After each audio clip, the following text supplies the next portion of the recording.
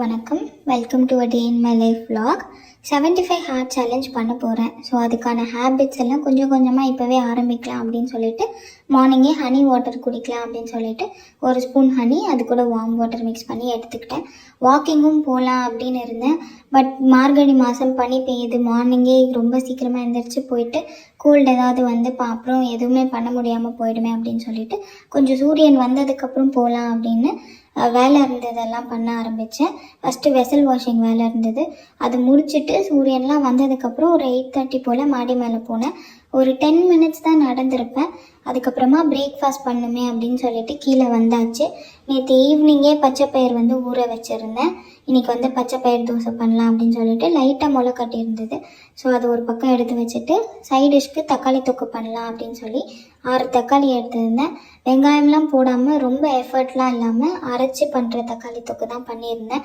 அது எல்லாத்தையுமே பெரிய பெரிய பீஸாகவே கட் பண்ணிவிட்டு அதை ஒரு மிக்ஸி ஜாரில் போட்டு தண்ணிலாம் எதுவும் ஆட் பண்ணாமல் அரைச்சி எடுத்துக்கிட்டு ஒரு கடாய் வச்சு கொஞ்சமாக எண்ணெய், அது கூட வந்து சோம்பு போட்டு நம்ம அரைச்சி வச்சுருக்க அந்த தக்காளியோட இது எல்லாமே ஆட் பண்ணிவிட்டு அது கூட லைட்டாக வாட்டர் அந்த மிக்ஸி ஜாரில் ஊற்றி அது எல்லாத்தையும் வாஷ் பண்ணி ஆட் பண்ணிட்டு தேவையான அளவு உப்பு, 2 ஸ்பூன் அளவுக்கு வீட்டு மிளகாய் தூள் எல்லாம் ஆட் பண்ணி ஒரேடியாக மிக்ஸ் பண்ணியாச்சு. எல்லாமே ஒரேடியாக போட்டுட்டு அதுக்கப்புறமா அதை கொதிக்க விடணும். பெருசாக எஃபர்ட்லாம் இல்லை, ஸ்டெப் பை ஸ்டெப்லாம் இல்லை, எல்லாமே ஒன்றா போட்டு அது பாட்டு கொதிச்சுட்டே இருக்கும். இன்னொரு பக்கம் பெசரட்டுன்னு சொல்லுவாங்க, பச்சைப்பயிறு தோசைன்னு சொல்லிக்கலாம். ஸோ பச்சைப்பயிறு வந்து ஃபஸ்ட்டு ஆட் பண்ணிவிட்டு ஒரு துண்டு இஞ்சி நல்லா கழுவி அதோட தோலெல்லாம் ரிமூவ் பண்ணிவிட்டு அதை ஆட் பண்ணியாச்சு. 2 பச்சை மிளகாய் உடச்சி போட்டு அதுக்கப்புறம் கொஞ்சமாக வந்து சீரகம், அது கூட வந்து உப்பு, தேவையான அளவு உப்பு எல்லாம் ஆட் பண்ணி ஃபஸ்ட்டு குறைன்னு அரைச்சிக்கணும். அதுக்கப்புறமா தேவையான அளவு தண்ணி ஆட் பண்ணி அதையும் நல்லா மிக்ஸ் பண்ணிக்கணும். இன்னொரு பக்கம் தக்காளி தொக்கு நல்லா கொதிச்சிட்ருக்கு. அதுக்கு தேவையான கருவேப்பிலை வந்து ஆட் பண்ண போகிறேன். ரொம்ப தெறிக்கும், அதனால் தூரமாக இருந்து ஆட் பண்ணுறேன். அதை ஆட் பண்ணி மிக்ஸ் பண்ணிவிட்டு மறுபடியும் மூடி வச்சு கொஞ்சம் நேரத்தில் அதை ஆஃப் பண்ணிடலாம். இன்னொரு பக்கம் தோசை ஊற்றியாச்சு. ஸோ தோசை வந்து 2 தோசை பண்ணிட்டேன். அதுக்கப்புறமா தண்ணியில் வந்து சியா சீட்ஸ் போட்டு குடிக்கலாம் அப்படின்னு சொல்லிட்டு மார்னிங்கே போட்டு வச்சுட்டா அதை அப்படியே வச்சு குடிக்கலாம் அப்படின்னு சொல்லிட்டு 2 பாட்டிலில் சியா சீட்ஸ் வந்து ஆட் பண்ணி வச்சுக்கிட்டு இருந்தேன். இன்னொரு பக்கம் 2 தோசை நம்ம பண்ணி வச்சுருந்த தக்காளி தொக்கும் ரெடி ஆகிடுச்சு.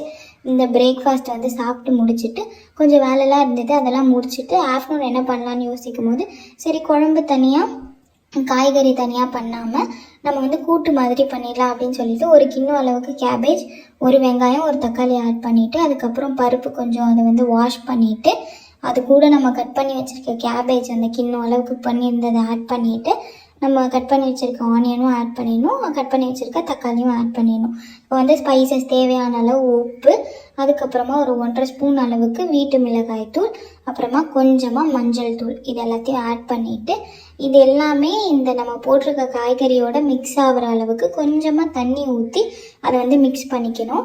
அண்ட் 2 பச்சை மிளகாவை வந்து உடச்சி இதோட ஆட் பண்ணிவிட்டு இது எல்லாமே நல்லா மிக்ஸ் பண்ணிவிட்டு இதை வந்து 4 விசில் அளவுக்கு 4 விசில் விட்டு வேக வைக்கணும்.